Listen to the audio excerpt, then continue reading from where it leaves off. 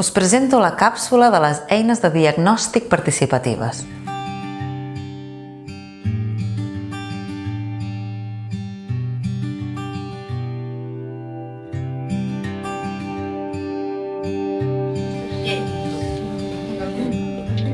Des del Selfie proposem acostar-nos a les formacions d'orientació i d'inserció sociolaboral centrades a partir d'on està la persona en aquest moment i on està el grup.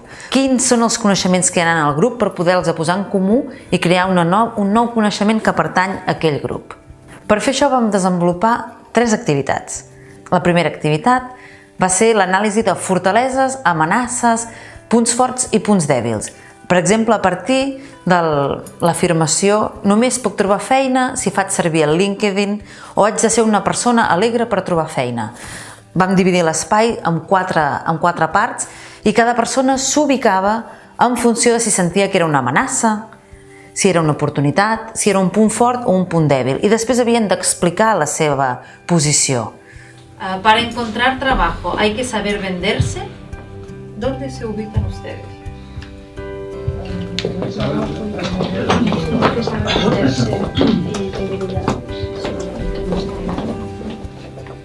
Hay que escogerte a ti. Después de toda la entrevista que ya ha ido más bien y ya estás relajada, ¿por qué tendría que escogerte a ti en vez de a otro? ¿Qué tienes tú que no tenga otro?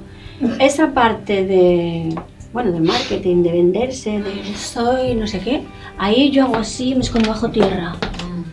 Me sé vender, pero también tengo un poco de temor de que tal vez porque tal vez lleve muy poco tiempo aquí o tal vez no sepa otro idioma o algo, entonces es una debilidad, pero al mismo tiempo es una fortaleza cuando pienso en mi propósito y lo que quiero. La següent activitat que vam realitzar era el fet d'ubicar-se en l'espai a partir dels extrems. Li diem l'activitat del termòmetre. Per exemple, davant de l'afirmació de faig servir el meu telèfon per buscar feina, molt, gens i tota l'escala de grisos. De nou s'havien d'ubicar en l'espai. I a partir d'aquí explicar si ho feien servir o no. Una altra afirmació és sento que els meus aparells tecnològics estan al dia. Per exemple, tinc el meu ordinador actualitzat o el meu telèfon té suficient capacitat. Una altra afirmació, tinc accés a internet. De nou ens permetia veure on està cada persona i on estem a nivell de grup. Aquí son los que utilizan mucho el teléfono para buscar trabajo. Y ahí la otra punta es nada. Otra y una ramificación de esto y así voy. Entonces voy inscribiéndome, voy mirando qué me dicen. O sea, no tengo ni aplicaciones de trabajo ni nada en el móvil. Me parece que me incomoda porque me queda un poco chico. Yo tengo el móvil allá y el ordenador. Bueno, ok.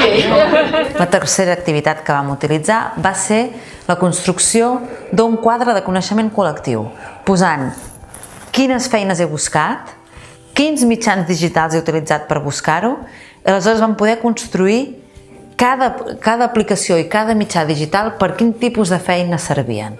¿Cómo qué categorías de trabajos han utilizado para ir empezando el mapa? Hostelería, vendedor y dependiente. Infojobs. ¿Para hostelería sirve? Sí. ¿Sí? Ok. Sí. Y hay otra página que es OBI. Obi. OBI, ¿Cómo que se es escribe? de Oficina de Vida Independiente de Barcelona. ¿Sabes? ¿Para la construcción sirve? No lo sabe. Interrogante. ¿Almacén? ¿Y qué? No sé. Administración teleoperadora también. Muy bien. ¿Qué otras? 1000 anuncios.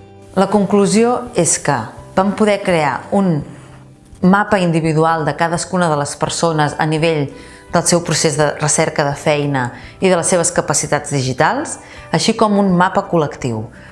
Aquestes activitats permeten fer una diagnosi de la diversitat del grup, on està cadascú i poder oferir una resposta personalitzada a cada necessitat. Quin avantatge té això? Podem generar experiències positives. Buscar feina en si és una feina. A partir d'escoltar les seves necessitats podem donar resposta com a formadors.